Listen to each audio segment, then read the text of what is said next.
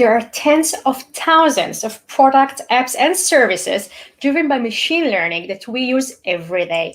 But although it's obvious that machine learning is reshaping the software industry, it's not clear what product managers need to know about the domain. What skills do you need, and what do you need to understand in order to become a successful ML product manager? Hello, leaders, and thank you for joining us on another Ask Me Anything session, the place where talented and curious product managers like you get to ask all the questions. Well, being a machine learning product manager means to have the same responsibilities and skills as traditional product managers have, but with a very good understanding of maths and statistics, and crucially, the limits of what adaptive software systems can achieve. So basically, we're talking about all the known challenges of product management. And if that was not enough, we add some techie challenges to it. This is what we are going to talk about today.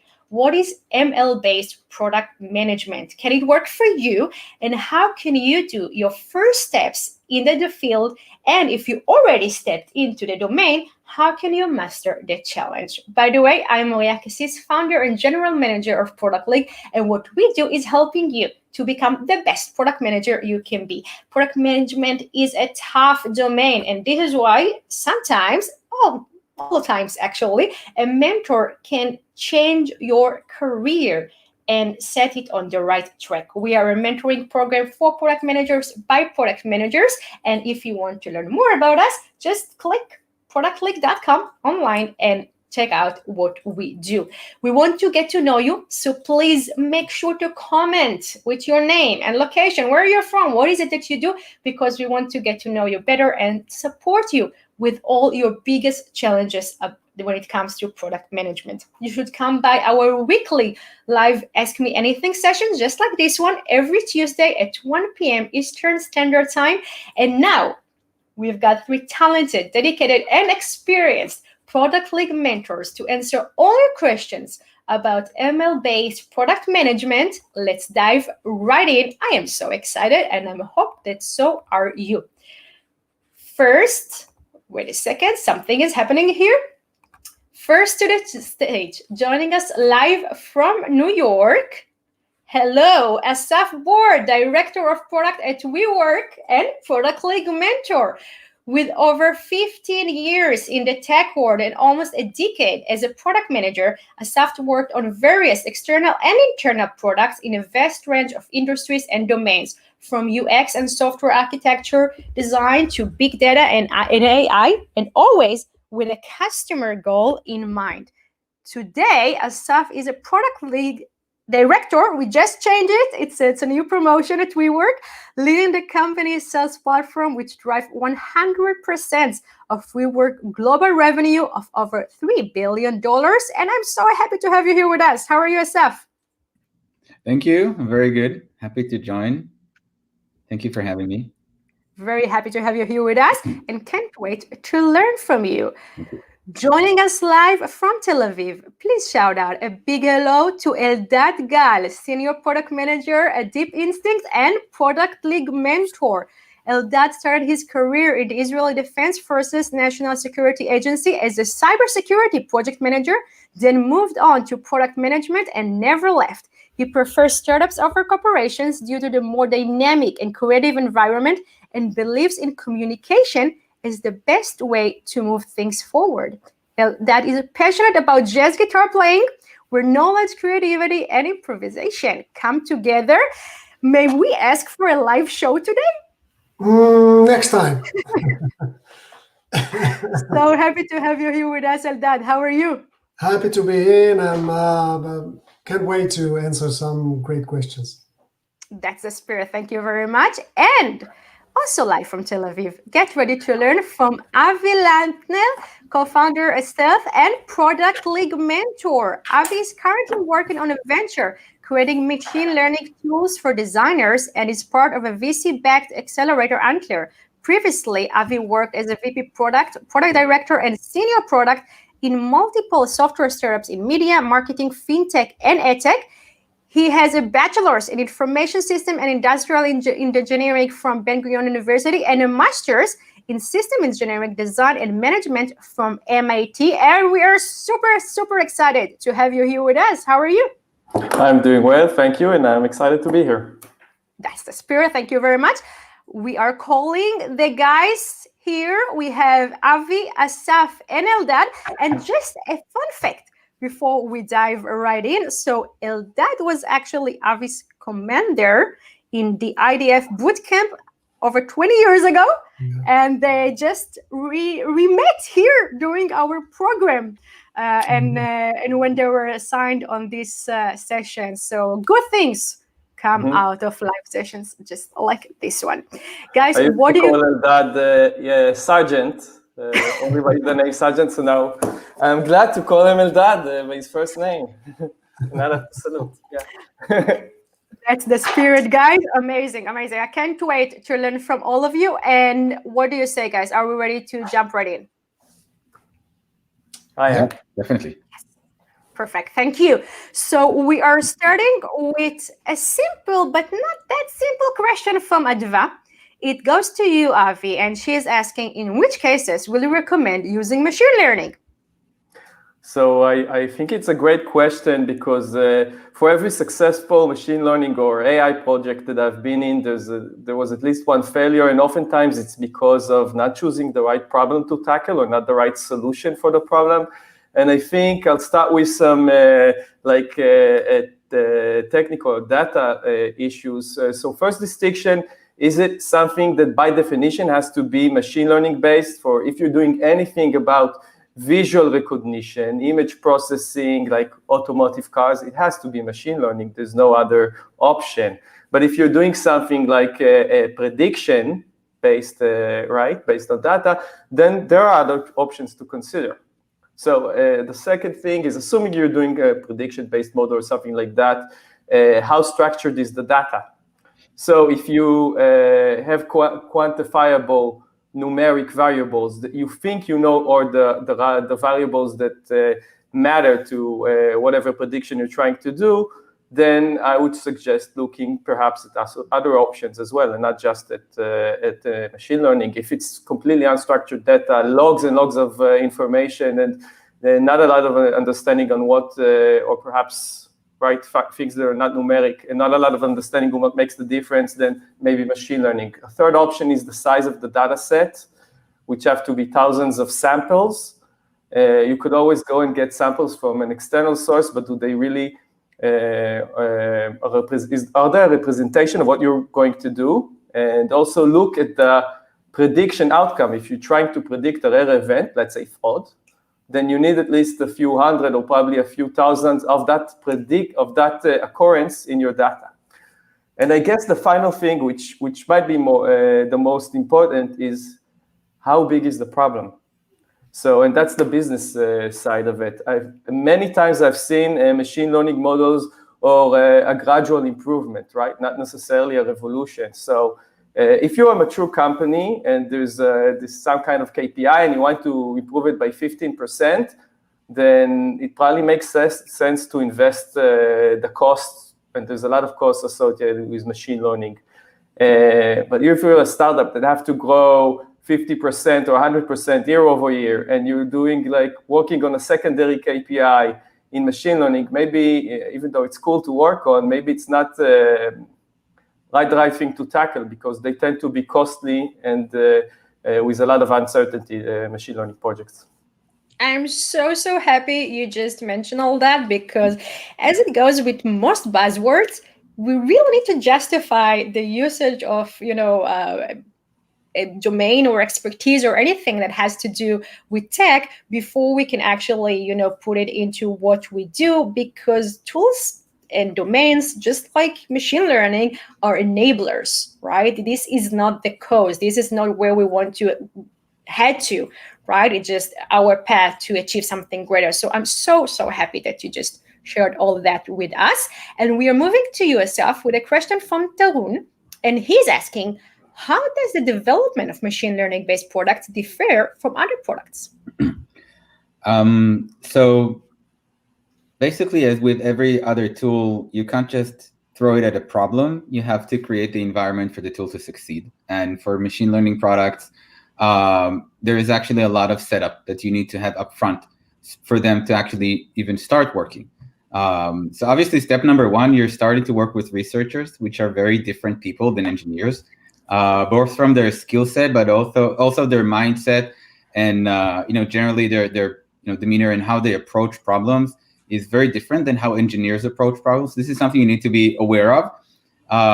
And upfront, kind of the first few things that you need to supply them or provide them so that they can actually start doing any kind of work is you need to define what the target function is. And because machine learning is a super mathematical solution, the target function has to be defined very, very strictly and very explicitly. So you can't just tell them, hey, I have this problem, let's start throwing some stuff and see where we get to. What the tool or the algorithm needs to perform needs to be very, very clearly stated. So you need to have very clear KPIs, you need to have very clear success criteria, and you need to be able to define it in some kind of a mathematical way, or else they can't even start working. Secondly, you have to provide them with data, and I think we have a couple of data-related questions ahead of us, so we can dive into that. But they can't actually do anything without getting data so that they can actually teach the machine. And overall, there is very much higher uncertainty in how you build and how you iterate using machine learning towards a good enough solution. And so it's also much harder to plan, although definitely not impossible to plan, and definitely something we should be doing.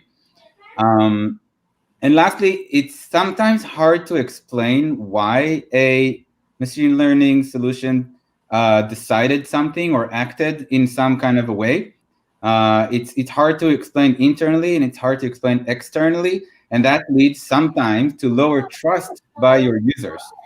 So machine learning solutions and products are often something you need to mitigate in your go-to-market plan, in your communication with the users, in any kind of training, in the user experience itself of the product. Because basically you're giving something else which isn't always predictable to make choices for you. And if you need to explain them, you need to account for that in how you build your product. I would say, though, that although there are a lot of kind of different things, there are a lot of things that are the same. So it still needs to have a roadmap, right? You still need to provide timelines and create milestones and define deliverables. You can and you should iterate on it. It's not something that you let your researchers work on for 6 months and then deploy it. And it needs to be managed by product managers in collaboration with the engineering and research, but product managers have to be involved in the process. It's not something you hand off to someone else, get back, 3, 4, 5 months later, and you just deploy it to the market. So that a lot of what we're doing with regular products also apply to machine learning, but yes, there is a very high entry barrier to that. Yes, and there is less room for error, right? Because everything that you mentioned is true, as you said, for all products. But here, we really, really know when a product manager does his work or her work the right way or the quite wrong way. So thank you very much, Asaf, for that. And it gets juicy because Karen has a question to you, Eldad. And she's asking, tell us a story of a feature from inception to production. So actually, it's not in production, not in production yet, but that's why it's really interesting, because this is what actually I'm dealing with these days, and it's going to be in production really soon. And what's interesting is that this product, the feature I'm working on, expands our reach beyond our expertise as a company. So as a company, we deal with real-time protection of malware, and we use deep learning. So it's even better than machine learning, some would say. But sometimes even if what you do is great and you even lead the market in a specific domain, you realize it's not enough because you have to cover more ground in order to sell more. So that's what we realize. We have to expand our kind of coverage of the threat landscape. And if there's someone here that has an interest or work in a cyber company, I really recommend looking at the MITRE attack metrics. That's like the common language everybody uses now to understand what is an attack landscape and what tactics and techniques are used by attackers to attack or to get access to your company. So what we want to basically do is to expand our cover of these attack metrics. Now, leading to machine learning, we can't just say, okay, we have a great deep learning model for malware protection. Let's just use it and expand our coverage of the threat landscape. It's not something we can just decide and do. So in a kind of on a MVP approach, we understood what we want to do and how to expand our coverage of the threat landscape. And we will release an MVP which is not based on machine learning. Why? First, because we don't have enough data. Everybody here mentioned the data set. I think this is the most crucial part of moving to using machine learning or deep learning. It's the data. You have to decide or create a data set because the algorithm is there, the model is there. It's just building the accurate data set. That's the challenge. So I'm creating an MVP. We're going to test it. We're going to get some results. It's not going to be based on machine learning at first phase. We're going to collect the data. We're going to get the feedback. And based on the data that we'll get, this will allow us to start thinking about what if we can use machine or deep learning. And if so, then we'll collect more and more data and understand what's the data set we need to build and the algorithms. But I don't think at first phase is not always the right thing to start right off with a machine learning approach. Start small, start with an MVP, the lean product management, get feedback, get data, and maybe the research team will even say, no, we can't do this. So it's not, deep learning is not the essence of the solution. It's just the engine. I mean, it will work with or without deep learning. Deep learning will get you results faster and more accurate, but I believe you need to start without and then grow as you go. I love it. And I love the usage of the engine metaphor because you still have to be the driver. Exactly. And I have more about it. About more coming engine. soon. Love it. So guys, leaguers, as you can tell, there were already amazing and awesome questions that were submitted by you before the session, but we also want to give you the opportunity to ask Eldad, Avi, and Asaf what is on your heart and mind when it comes to product management and machine learning and the intersection of both domains. So please make sure to comment with your question in the chat so it will allow us to answer your questions. And if you like us and you like this video, please make sure to like this video and to follow us either on this page or channel, wherever it is that you watch us, so you'll be notified about awesome events just like this one. We are going back to you, Avi, and there is a question from Vesela, and she is asking, where do you think is the border on the technical knowledge / understanding you need to manage a machine learning product? Mm-hmm. So I think one way to look at it is how close are you or how far removed are you from the machine learning. So if you're working on a fraud analysis tool and or whatever, on a credit card and a risk model that's based on machine learning you're connected to with an API, maybe you don't need such a deep understanding. And if you're working inside a risk team, right, a risk product that's fully immersed in machine learning and you're managing a scrum of data science people, then you probably need to know more. But more than everything, I think you're a product manager and you're not a data scientist. It's okay. You really need to master your side of it. It's important to know and understand to some extent, and maybe to also experience it, because it creates the right communication, right? And you have to be able to talk in the in the language and in the right terms when you talk to engineers and data scientists. Sometimes with data scientists, I find maybe it's anecdotal that the gap of communication is even larger than with engineers. So for that, it's key. But I would watch out too. So I think some PMs I've seen, because there's less domain expertise in machine learning than the data scientists, I see some fall into kind of like a groupie technology mode, and I'd be aware of that. Remember, you don't have to be the expert in machine learning. You have an important expertise in the process on getting it to the commercial side, thinking about the users and the applications, and remember that, and how you communicate and talk with the machine learning teams.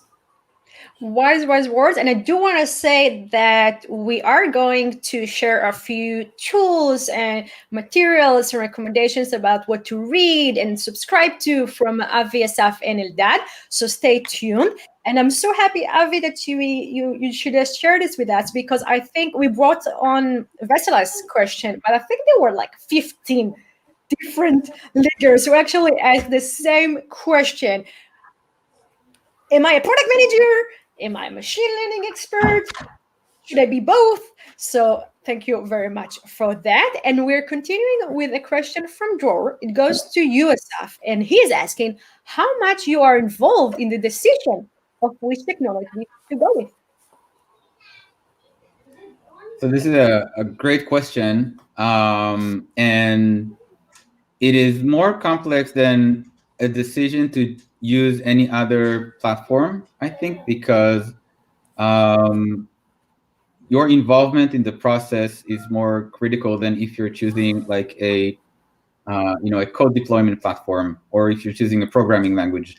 There are a lot of variations, and you need to be involved in the decision of which one to use, because they could have implications on how your product would eventually pan out, and how it would look like, and how it would behave in the market. So there are a lot of front-end implications to the type of technology that you're using. Having said that, you don't need to be the technology expert, same as you're not a technology expert in any other facet, but you need to understand kind of the limitations and impact that different technologies would have on the eventual product. So just to give some very quick list of what are some of the considerations and some of the factors that you need to be aware of.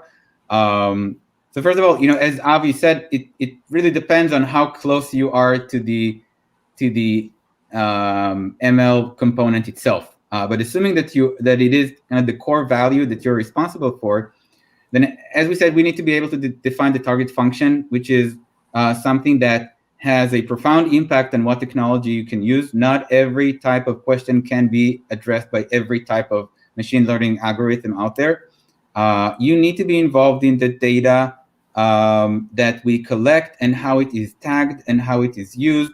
There are a lot of implications on how to use the data correctly, even if you're using the right type of algorithm or the right method, but you're giving it incorrect data, or you're not using the data correctly, it's not going to give you the best results. So obviously, again, you don't need to be the tech expert, but you need to understand some business implications, such as how are we acquiring the data?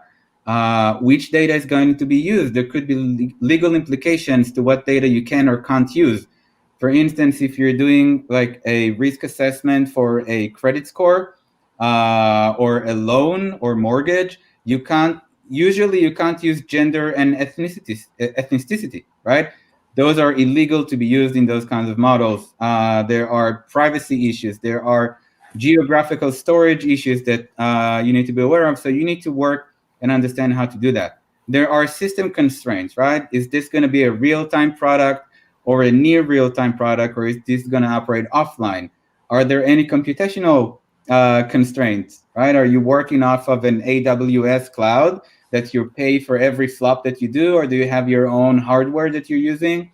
Interactivity, user experience, regulations, and legal constraints. All of those are stuff that could impact the technology that you're using, the data that you're using, and you need to be aware of those things.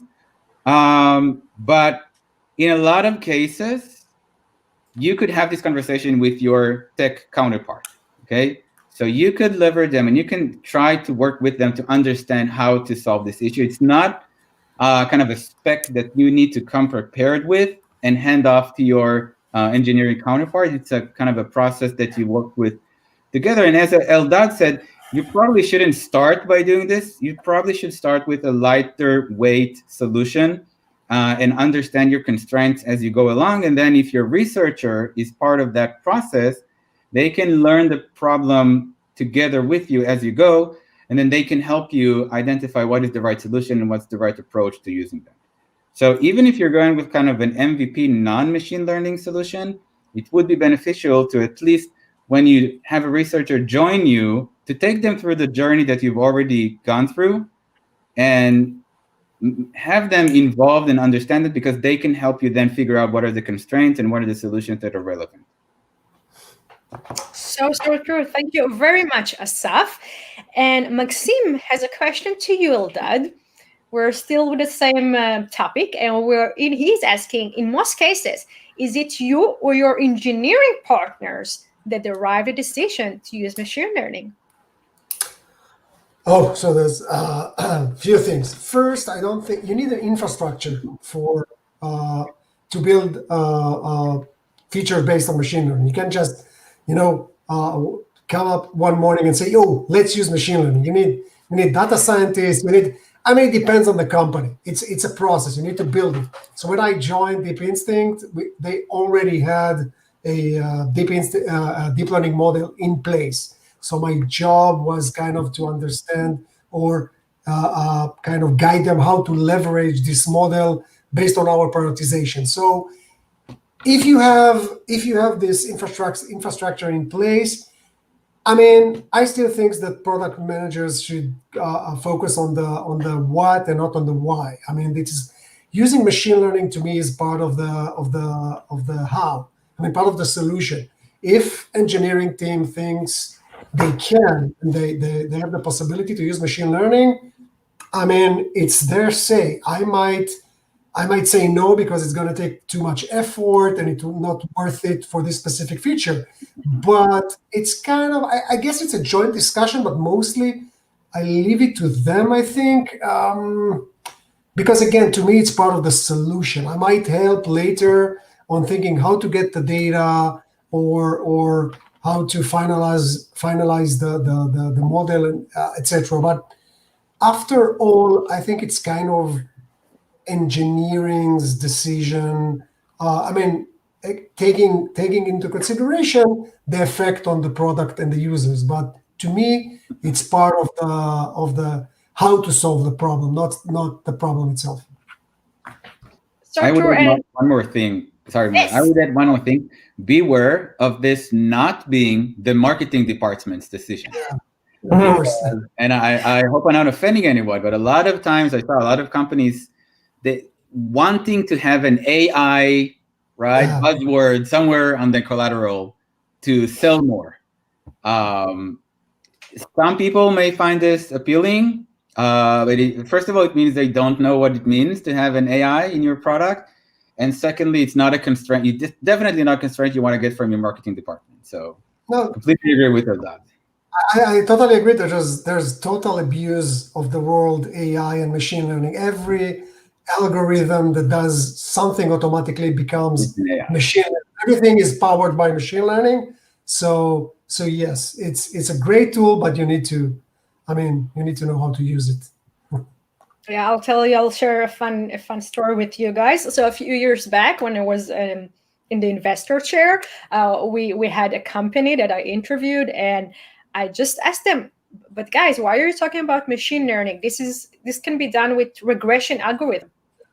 And they didn't have any answer to share with me, because the answer was, yeah, it's actually just something that we do with the data, but we put the tag on it because we thought that investor would like it better.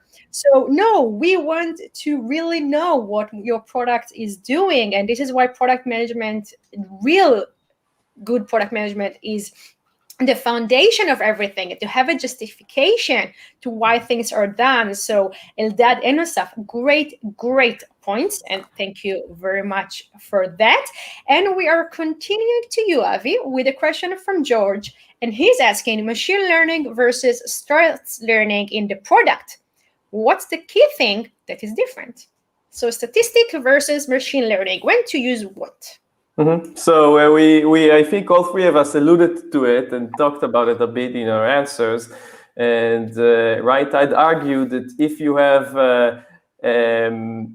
data that is fairly structured and you think you have a hypothesis on what are the variables that are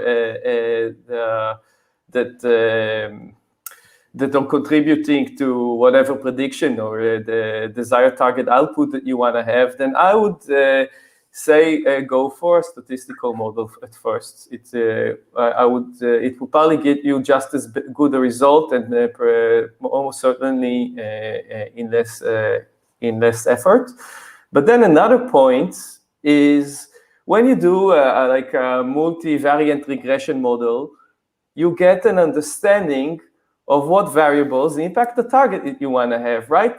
And when you do it in machine learning, what's the answer? Well, the neural network found something. It spotted patterns. You don't become any smarter about the data. And now let's assume that those variables are not just some kind of external, independent variables that you have no effect on. As a business, those could be metrics that are part of, like, there could be your user's profile, and you could perhaps change the users, look for some specific users. So getting that understanding through statistical modeling, it could be a bigger benefit business-wise for you as a product manager. I love it. Thank you very much, Avi. And Vladimir has a question to you, Asaf.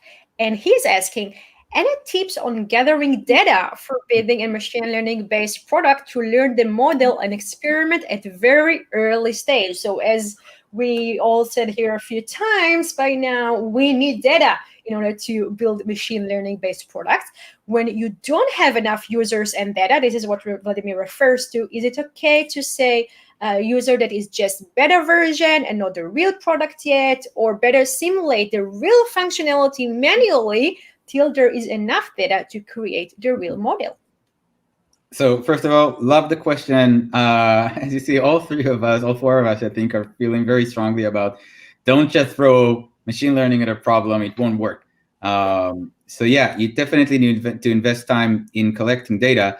And I guess the first question we all ask ourselves, as we said, is do we even need a machine learning solution? If we can start without a machine learning solution, it would also help us gather data. And I'll just give you some examples. So true story, I was once interviewed to a company that stated they were doing automated kind of machine learning AI for automatic product arrangement on shelves in supermarkets. Okay, apparently it's a very hard optimization problem that has very high chances of improving sales and overall revenue.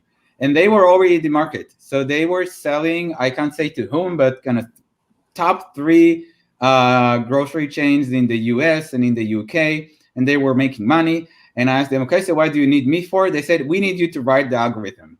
And I said, what do you mean? They said, we have an army of people in India that are doing this manually, and we have no idea how to automate this. But what we did is we proved there's a market, we proved that it can work, we proved we can create value to our users, and now we want to scale through, automatic and machine learning stuff. So true story. And they had nothing when they got started, and now 3 years in, they had heaps and heaps of data that was already ready. It was already tagged. They already knew what was working, what wasn't working, what's relevant, what isn't relevant, based on what the humans, the people that were actually making the decisions, told them. So it was an amazing approach. I did enjoy that company for other reasons, but it does work, okay? And it's definitely the right approach to have. Not every time, it doesn't always work, okay? So sometimes there's like a market standard that you need to have a machine learning algorithm to outperform another competitive machine learning algorithm. And there are sometimes problems that are not actually solved in manual ways. Like I feel like if you have a problem that you can't anticipate the input and you have to react quickly, so those could be like cybersecurity, right? Attacks are changing all the times and you have to react very, very quickly, or algo trading or autonomous cars and stuff like that. Sometimes you do have to have them. But to collect the data, there are a lot of things that you can do. First of all, you can build an MVP and start collecting the data yourself. If you don't have an MVP or if it's not enough, there are a lot of free resources for data online that you can go and just download data sets. The benefit with that is that you have benchmarks, so you can see other products that have used this data set and what they were able to achieve with that data set. You could purchase data. Obviously, it could be expensive, but sometimes it can give you a lot of data very, very quickly. And if you have the money for that, it could help you. And sometimes you can generate the data artificially. So this is something interesting that some of the autonomous car companies are doing. They want to be able to simulate accidents, but they don't really want to crash cars. And they definitely don't want to crash cars on highways. But they can't teach their algorithms how to handle these extreme situations without providing the data of what it would look like when a car, God forbid, finds itself, or a driver in a car finds himself in that kind of situation. So they're actually building machine learning systems that generate data to train other machine learning systems. So this is like, state of the art, top of the line in today's machine learning world. But it is also something that you can do, and you can try and simulate data in other ways as well. And some of the ways that some of these companies are using to create and get data is they actually build kind of mini products that their sole purpose is to collect data on users. So if you know SimilarWeb, it's a company in Israel. They sell marketing data. And they actually sell a lot of stuff, a lot of insights on top of the raw data that they collect.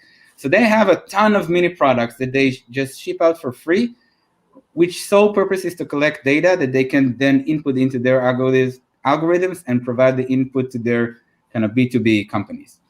So there are a lot of ways of how you can use data and how you can create data.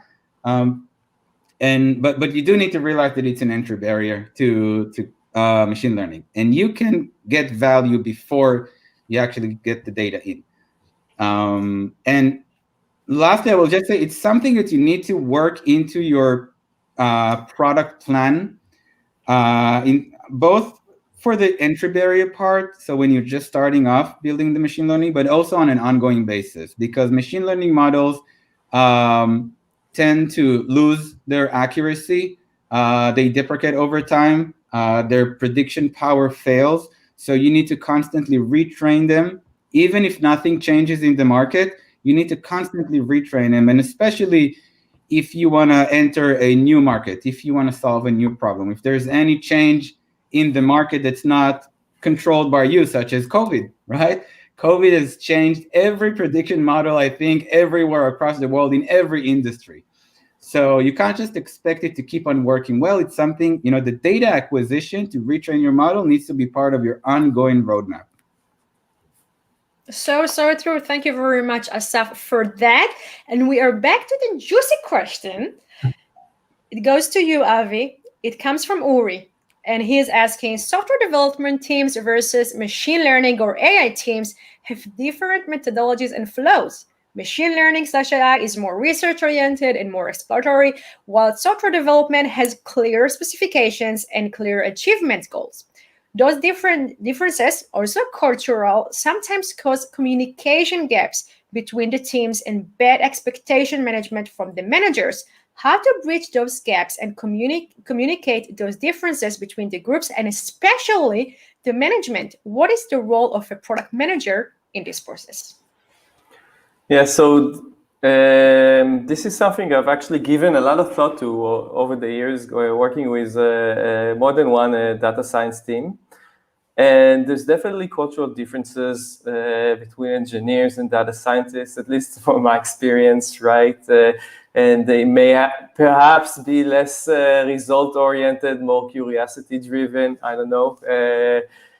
And also, yes, the process is more uncertain, right? If you have to, for a feature, build a database, hook it with an API to an interface, and build a dashboard, and it's a known quantifiable thing. It might, instead of 2 weeks, take you 4 weeks, but it should end with a result of being built, right? Whereas data science projects, by definition, the result could be uncertain. But I think this uncertainty really means that there is more need for process and more need for keeping the business there. I think it's sometimes convenient for data science, because of that uncertainty, to have less. Well, we are uncertain. We can't work perhaps in agile methodologies. It doesn't work for us. We don't have deliverables where, well, no, you're probably the most expensive resources in the teams. You have deliverables, goddamn. And so it doesn't mean more process, right? It's not like you have to do 2 dailies. It's not like you have to, you can adjust it to the nature of what they're doing, but definitely process has a merit and importance. And thinking lean and working lean is really important as well. So I'll give an example. I worked on one project where we wanted to do some intent classification or for a recommendation engine, and so the process, what was the outline or the way of thinking that the data science team thought of, is we built the pipeline, right? And we built the infrastructure, and 2 months after that, we're going to start with applying the models, and that's not lean. Like, take a data dump, right? No infrastructure, no pipeline. Try and do a one-off kind of training to show a direction, to show that it's a model that converges to make sense, and then work on the pipeline, right? So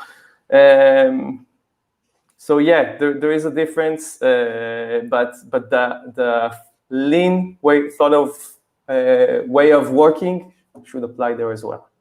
Yeah, we are product managers there as well, and we need to use what we know also to manage the communication gaps or all the troubles that a team may have. And this is an important one. So thank you very much, Avi. And I would add, sorry, you said we could comment, Yes, so sure. I'm exercising this. I would add one tip. So this has worked really great for me, and I heard a lot of companies that have done this successfully, teaming up a data scientist with an engineer, because they have very different approaches to how they solve the problem. They have very different skill set, and they have sometimes different ideas of how the end result should look like, and they complement each other. So if the synergy is working well, the researcher will make sure that the team understands the problem, and then the engineer would make sure that they're providing a functional output, and that they're doing this in a kind of an agile and lean, because they're used to that working process. And when you put these two people together, if they don't bite each other's head off, it's an amazing synergy. And sometimes the PM doesn't even have to be involved in a lot of these interactions, because they each one pulls in a slightly different direction. And when they're both accountable for the deliverable, they make sure that they pull in the right directions and they give the end result, kind of the optimal end result. So I've used this model a lot of times in the past, and it's really efficient. But as a product manager, you need to give them the right inputs, the right guidance. You need to also make sure that relationship works. But when it does, it's amazing. Wise words. Right. And you're spot on, because as we have different user personas, right? We have different personas on our team, and we have to not just manage all of them, but to make sure that we give each the opportunity to shine and bring their knowledge and expertise into the team. So thank you very much for that, all of you. Thank you. It was fantastic. And we are moving to the part where I think most leaguers the audience will be most excited about, and we're going to talk about materials to learn from and tools. And just after that, we'll take a question or more from the audience in what is submitted in the chat. So first thing first, Jessica is asking, what resources would you recommend to people with non-technical backgrounds getting started in machine learning? And it's going to be super cool because, guys, you're going to talk about it, but I'm going to put the links in the chat so everyone could actually follow and check out the links. And we are starting with you, Avi. Okay, so now we're talking about how to educate on that. So I put two links that are like for news regarding AI and machine learning that I use and I read. So one of them is The Batch, which is a newsletter sent by Deep Learning AI. Now, Deep Learning AI is used for, it's like a Coursera for deep learning. So it's most of the things perhaps don't apply to product managers, but the newsletter tends to be a good summary of new things that come up in machine learning. And the other one I like to use is Towards Data Science, which is a machine learning publication in Medium and has a lot of activity going on there and a lot of interesting articles. Then I think I put one or two more resources in there, right? I don't have any in front of me, Moriya. Did I put one more in that Yes. sense? So you talked about the NVIDIA demos and also about Runway. So NVIDIA, because they're leading a lot of the research, just gave a fun tool that gives a bit of intuition into image synthesis or synthetic media machine learning, and try it out. It's really fun. Runway AI is a small startup that is used by people who want also creative minds, right? So artists, designers, perhaps people, but people who don't necessarily code, and you could use it to either train models yourself, although they're very limited in what they provide, but train models like on your own data sets, and you can also use trained models for specific implementations, like applying a green screen and stuff like that. So it's really fun and also gives you intuition. And for doing it, you get to understand a lot of concepts like checkpoints and training versus testing and inference and building data sets and so on. These are important concepts. So yeah. Please go ahead and check these links where you can find them in the chat, either if you're watching us on Facebook or YouTube. It's just right there waiting for you. Thank you very much. Avi, Asaf, what do you have to recommend the guys with?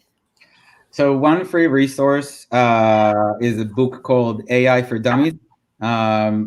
It's actually very good. It was written by a couple of researchers in IBM, and it's fairly recent, I think 2018. It's not something that's specific to product managers, but it does give you a good overview of what machine learning is, artificial intelligence. It gives you some of the insights into, some of the constraints and the differences between them, the different methods and how to apply them. So it's really nice. It's a short read. I think it's like 70 pages. So you can just Google AI for Dummies and find the AI publication. It's free. You can download it. It's pretty nice. In terms of paid, so as we said, there is usually a very high entry barrier to doing machine learning in your company, because you need to hire people, you need to collect data, you need to understand the data. It's a process. And there are services out there and products that help you kind of reduce that entry barrier. So there's one company that I know, it's called Pecan.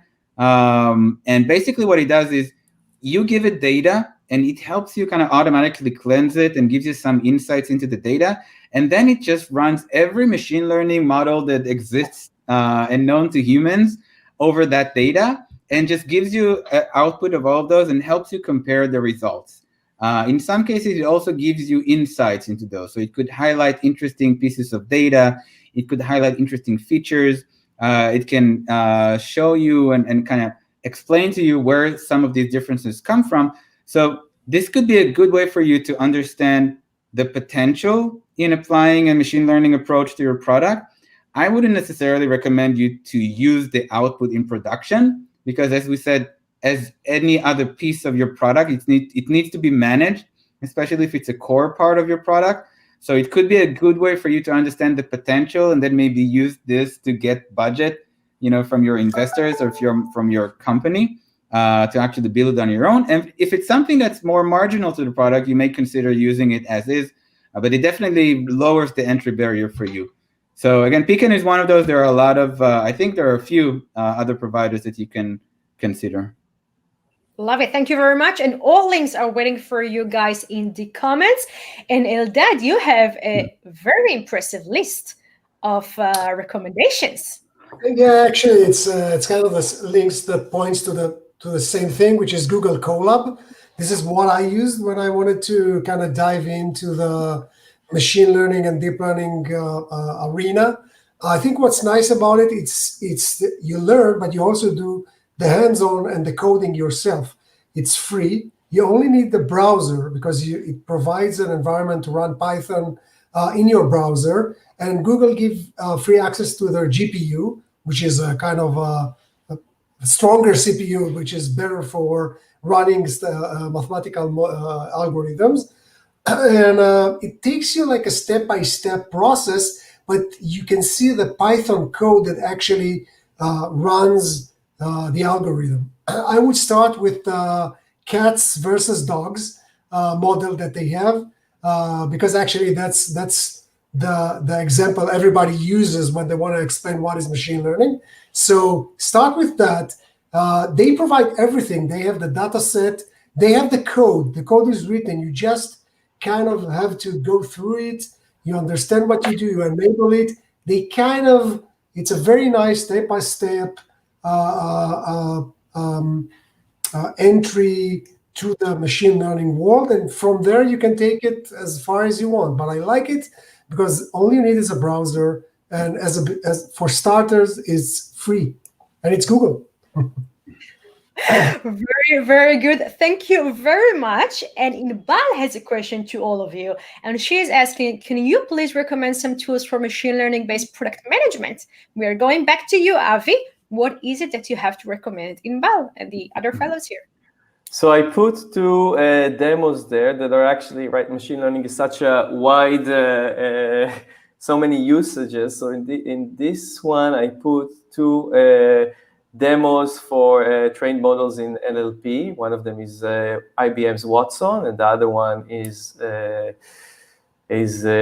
Google's cloud-based NLP, and it's used for entity classifications. So it's really, so first of all, if you're working anything around intent analysis, text analysis, stuff like that, it's a really useful tool, but like you could really see the outputs. Okay, put any text in there and see the outputs of it. So I think it's, regardless if you're working on an NLP or not, I think it's valuable to use and try it out a bit. And super cool as well. Thank you very much, Avi. Asaf, what do you have to share with the guys? So one thing that I think I mentioned, we haven't really talked about it as much, and it kind of gets shrugged away sometimes when you talk about AI, is the need for you to keep maintaining your algorithms and your models after you deploy them to the market. So it's when you have an ML, it's never kind of release and forget. You have a lot of post-release work to do, and you have to maintain them over time. The question is, which is always very hard to answer, when is the right time for me to retrain my model? When is the data starting to skew? When is the predictive power beginning to fail? And sometimes it's a very hard question to answer. But there are tools to help you for this. I think a lot of stuff you can do is just set up, dashboards and KPIs. And those kind of stuff are things that are very easy for you to set up and part of kind of every type of product. In this case, they're super critical, but because they don't always only tell you how your product is performing, they can alert you to when your product is stopping to perform, right? When it's not working as expected. So you can't trust it, and you should expect it to stop working at some point if you do nothing. In this case, again, there is a tool that I'm sometimes using. It's called Superwise, I think. So it's basically another automatic tool that you can plug into your product, and it would collect those kind of KPIs, and you can configure it and you can set it up in such a way that will help you keep track of your models and understand, when you're getting outliers, when are your predictive power failing, when you're outside of those confidence intervals that you've defined for your model, and you're actually starting to make mistakes in production. It will never replace your need to be on top of things and follow up with users and make sure that you're getting those inputs and do this kind of fail analysis to your algorithms. So you need to have an open eye for the support channel when people are asking questions like, why was this choice made? Why did this product behave in this way when it used to work well before? And you need to be able to dive into that and figure out if it's a fluke, or if it's coming from a systemic error, or if it's something that you haven't accounted for. But again, there are tools that can help you surface that, but in any case, it doesn't replace your responsibility to be on top of things. So through it, thank you very much, Asaf. And Eldad, I know that you want to share some NLP wisdom with the guys, so we're going to go deep with that. I just want to say something which kind of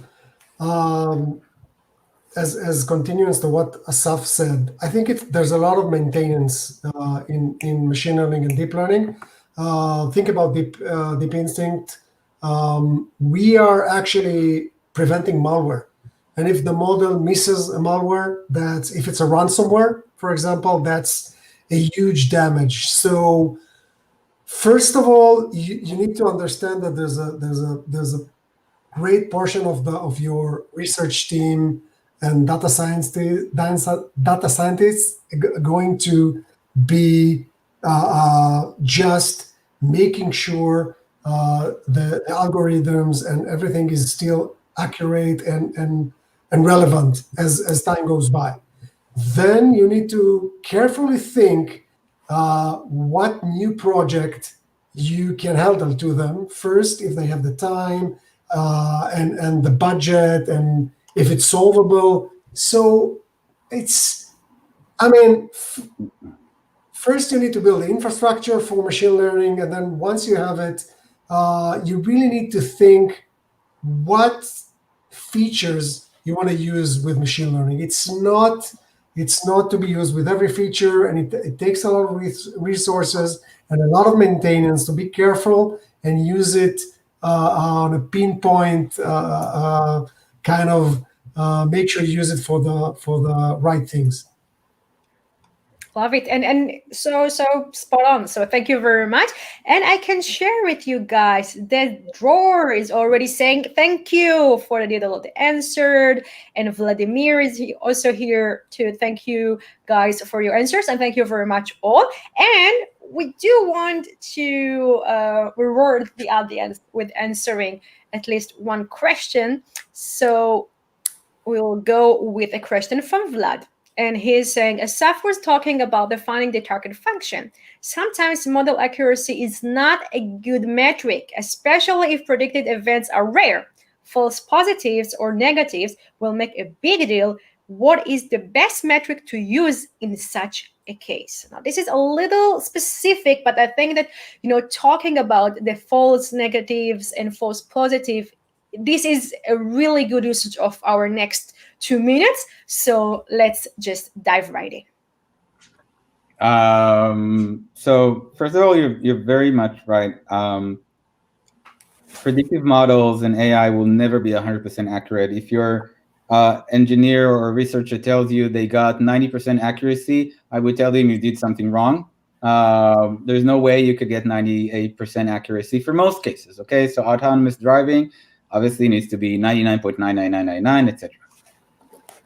So false positives and false negatives mean when is the algorithm making a mistake, and where is it making them? What type of mistake is it making? Is it giving you an alert that it shouldn't have, or is it missing an event that it was supposed to detect and didn't give an alert for?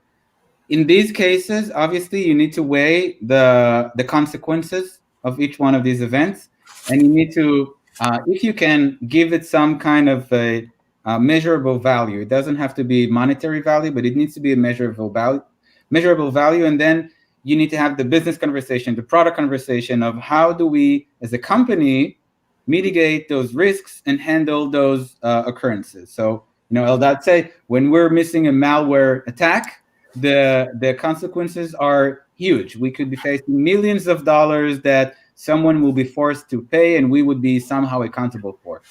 So there's no way to do that. It changes from product to product, right? So sometimes the false positive is okay, but a false negative is really critical. In other cases, it's the other way around. It depends on the function that you're using, and the business problem you're trying to solve. I want to add to.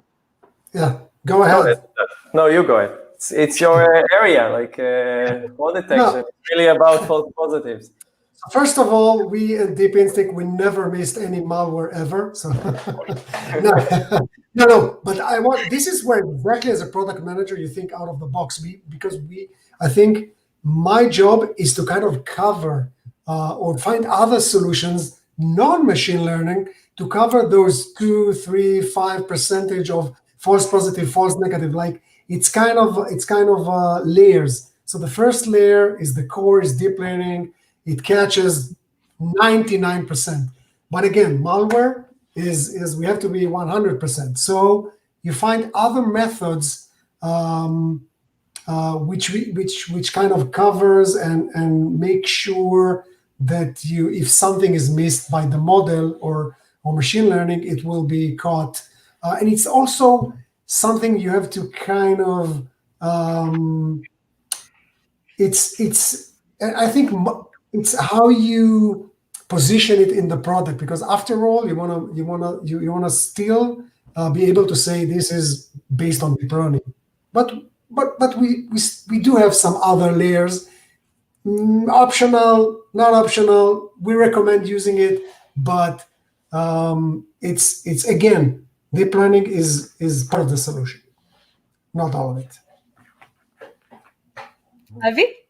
Yeah, what I wanted to say quickly is in the optimization problems, when you have perhaps two factors like that, you take the most important one and make it your objective, right? So it could be minimizing false positive, and then take the other one, which is important but not the main objective, and put it as a constraint. Like, for example, it has to be below 5%, right? And that's a way of framing it. Awesome stuff. Thank you very much, guys, for your answers to this question.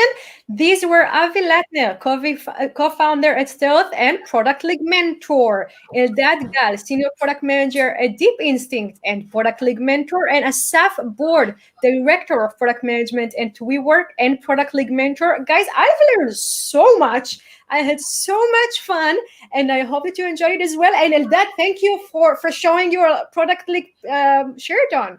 Yeah. So we have two models of Product League shirts here with Eldad and Asaf and myself, of course, wearing the t-shirts. Guys, how was it for you? Did you enjoy the time we spent together? Yeah, absolutely. Yeah, a lot of fun. I learned a lot from listening to Asaf and Eldad. Thank you, guys. Thanks, Avi. Thanks, Asaf. It was great. Okay. Guys, as I said, I've learned so much from you. So thank you very much for sharing your experience and knowledge with our industry. Amazing time. And thank you very much. Bye-bye, guys. Bye. Thanks, everyone. Bye.